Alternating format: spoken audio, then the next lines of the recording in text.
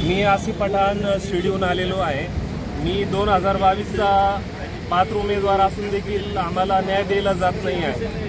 हा 10 सप्टेंबर 2024चा परिपत्रक शासनाने काढलेला आहे। याच्या शासनाने स्पष्ट सांगितलेलं आहे की 10% जागा आणि गैरहजर अपात्र राहिलेली ही जागा पात्र उमेदवारांना देण्यात यावे, तरी देखील शासन ही जागा आम्हाला देत नाही, आमच्यावर अन्याय करत आहे। त्याच्यानंतर बॉम्बे हायकोर्टाने 4 फरवरीला या वर्षीच्या 4 फरवरीला निर्णय दिलेला आहे की ही जी भरती आहे ती पूर्ण करण्यात यावी। याच्यात 10%ची जागा आणि गैरहजर अपात्र ही जी जागा राहिलेली आहे हे या भरतीतले पात्र उमेदवारांना देण्यात यावी। मी रुपेश तहसीलदार जळगावून आलो आहे। 2022च्या शिक्षक भरतीमधील एक पात्र उमेदवार। तर माझी शासनाला एवढीच विनंती आहे की 2022ची जी शिक्षक भरती होती ती तुम्ही 2 टप्पे घेतले, एक विथ इंटरव्ह्यूचा आणि एक विदाऊट इंटरव्ह्यूचा, त्यानंतर कन्वर्ट राऊंड केला। त्यानंतर नियमित होतोय की रिक्त अपात्र गैरहजरचा जो राऊंड असतो त्याच भरतीमधील तो घ्यायला हवा होता। त्यानंतर तुम्ही काही कारणांमुळे सोलापूरच्या बिंदू नामावलीमुळे जे काही घोटाळा होता 10% जागा तुम्ही कापला होता, तर त्या जागासुद्धा तुम्ही 2022च्या शिक्षक भरतीत भरायला पाहिजे होते। त्यानंतर त्या ज्या माजी सैनिकच्या जागा कापल्या होत्या 484, त्यासुद्धा तुम्ही त्या 2022च्या शिक्षक भरतीवर घ्यायला पाहिजे होते। आणि तुम्ही तसं आश्वासन देखील दिलं होतं आम्हाला की आम्ही तो राऊंड लावू। आम्ही 2 वर्ष पाठपुरावा केला, परंतु तुम्ही अचानक 26 मेला तुम्ही जे काळा परिपत्रक काढलं आहे आमच्यासाठी ही शिक्षक भरती रद्द करण्यात आली असेल, तर हा संविधानातील कोणत्या कलमानुसार तुम्ही ही भरती रद्द करत आहात तेवढं मला सांगावे। त्यानंतर आमचा जो 2022ची शिक्षक भरती होती पहिला टप्पा हा 2022-23च्या संच मान्यतेवर झाला होता। तुम्ही संविधानाच्या कोणत्या कलमानुसार त्यावर 2024ची संच मान्यता दाखवून शिक्षक अतिरिक्त केले व आमच्या जागा ह्या व्यापगत केल्या? या कोणत्या संविधानानुसार केल्या, कोणत्या कलमानुसार केल्या? त्यानंतर 10% कापल्या तुम्ही लोकांनी आणि त्याचे खापर तुम्ही आमच्यावर का फोडतात?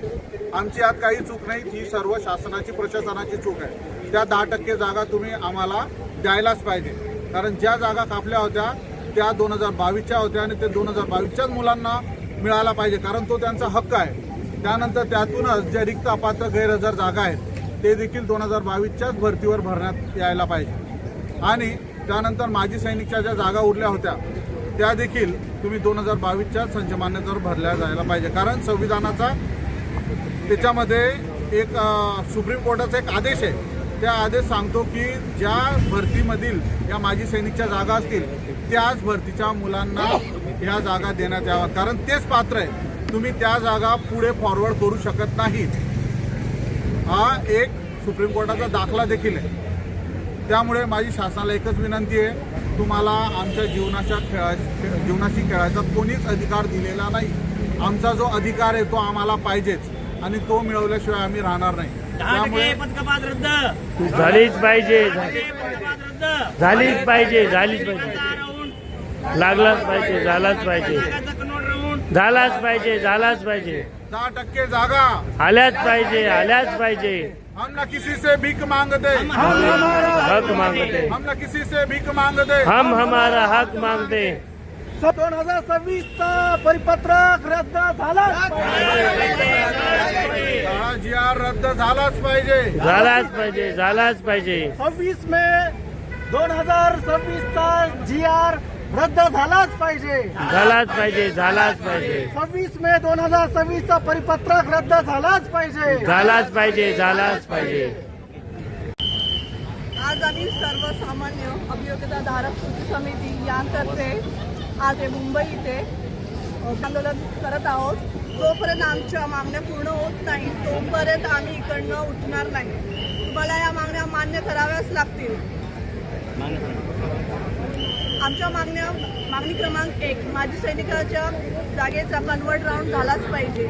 सेकंड, 10% रिक्त अपात्र 10% कपात केलेल्या जागा आल्याच पाहिजे. रिक्त अपात्र गैरहजर मुलांचा राऊंड झालाच पाहिजे. तुम्हाला कोणीच हक्क दिलेला नाहीये की आमचा जेवढी जागा आहे जेवढी जागा आहे ते तुम्ही रद्द करत आहात. 26/2026 तुम्ही जो परिपत्र काढलेला आहे तो अतिशय चुकीचा आहे. आमच्यावर अन्याय करण्यासाठी तुम्हाला तिथे बसवलेलं नाही आहे. तुम्ही अधिकारी आमचं भविष्य अंधारात टाकत आहात. त्यामुळे आमची तुम्हाला कळकळीची विनंती आहे